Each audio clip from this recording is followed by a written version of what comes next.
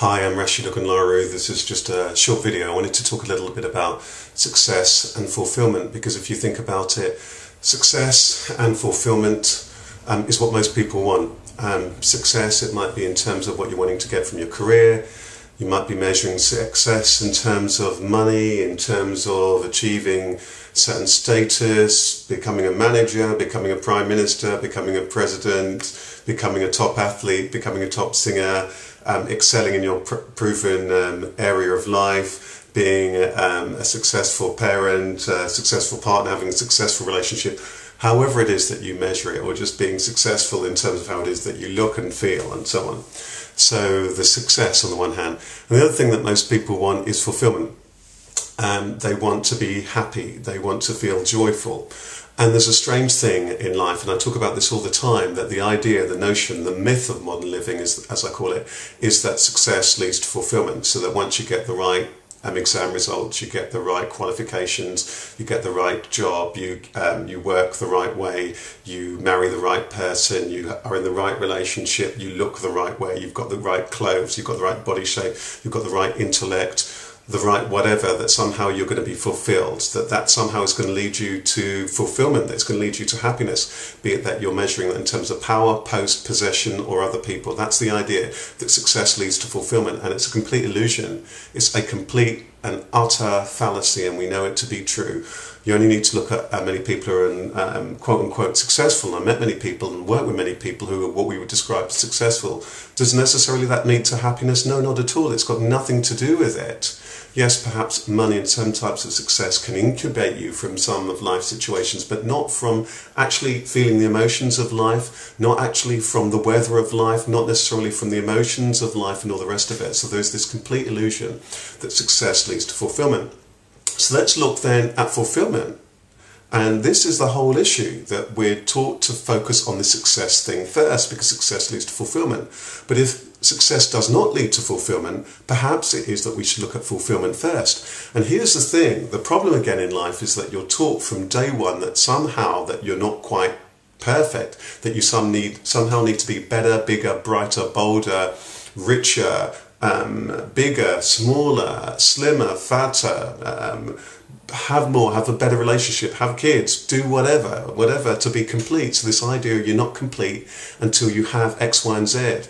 It hasn't been the case throughout life. You know, when you're a baby, it's said that you're perfect and so on. But pretty soon, by the time that you're 3 or 4, you should be walking by now, you should be talking by now, you should be doing this, you should be interacting with people by now. So if you've ever felt low self-esteem, low self-worth and so on, these are all the reasons why, because we, again, buy into this particular myth that we're not complete until such and such has happened.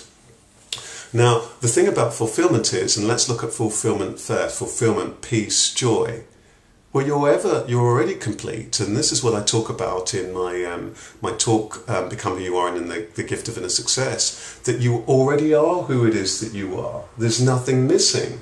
You're born complete, mind, body, spirit, whatever, whatever labels we label on it. You don't grow any extra limbs, you don't grow an extra brain, none of this particular kind of stuff. Nobody teaches you to walk. You know, all that propensity and all this kind of stuff, it's within you. All that magic is within you. So you are already fulfilled. You are self-fulfilling prophecy. You already are what it is that you are. Anything that will emerge based on the mind, body, spirit that it is that you already are. That is the gift of life. That is the magic of life. That is the gift of inner success.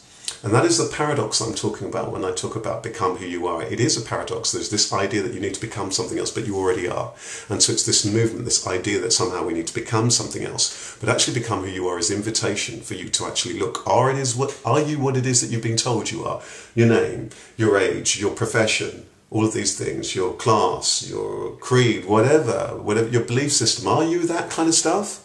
Because those things may well change. You may change your name. You didn't give yourself your name. You may try and change your body shape and all the rest of it, and your body shape and so on will change throughout life. All of these things, you know, change your nationality, all the rest of it. You didn't give yourself your nationality. You didn't choose your skin colour and all this kind of stuff. So, you know, none of these things are kind of fixed. So notwithstanding any of this, we need to look at this fundamental thing of what it is that is fulfillment, and what it is that will lead us to what it is that we actually fundamentally tend to seem to want.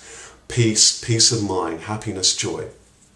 So if we've already discovered that happiness and joy will not be found in any things, in stuff, in material things, we might seem to have a temporary joy in those things, but those things may well go. The relationship may well go. The clothes may fade. We may need to replace them. The job, the post, it may be taken away from us or what have you. All sorts of things can happen. So that's never guaranteed. You may become president, but then sooner or later somebody else is going to replace you. So the happiness that you have is going to be temporary in these things. And that's not what you're after. You are wanting lasting happiness. So where is that you're going to find lasting happiness in something that is impermanent? You're not going to find that. Perhaps the only place where you're going to be able to find this fulfillment is beneath all of these ideas, when you return to that self beneath all of the things that you think yourself to be. And that really is the invitation of life. And that's something that you know, that's something that you really deep down know. Look at a baby can teach you about it. A baby is kind of peaceful, joyful, they're enjoying the ups and downs of life, crying one minute, happy the next, smiling. They'll be smiling as much as a gold watch, or be excited by as much by a gold watch as a piece of paper. This sense of value hasn't been labelled to either of these particular things.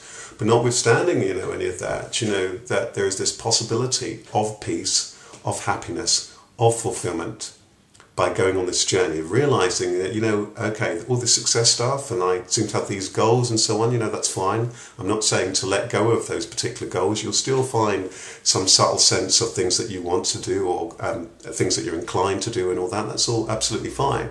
But there's a difference between knowing that those things are what it is that you're about and what you're passionate about, and thinking that those things are going to make you happy. Because often the mere strain, the stress that you feel you need to have them will may actually jar you from moving toward those things, and create some strange kind of imbalance there.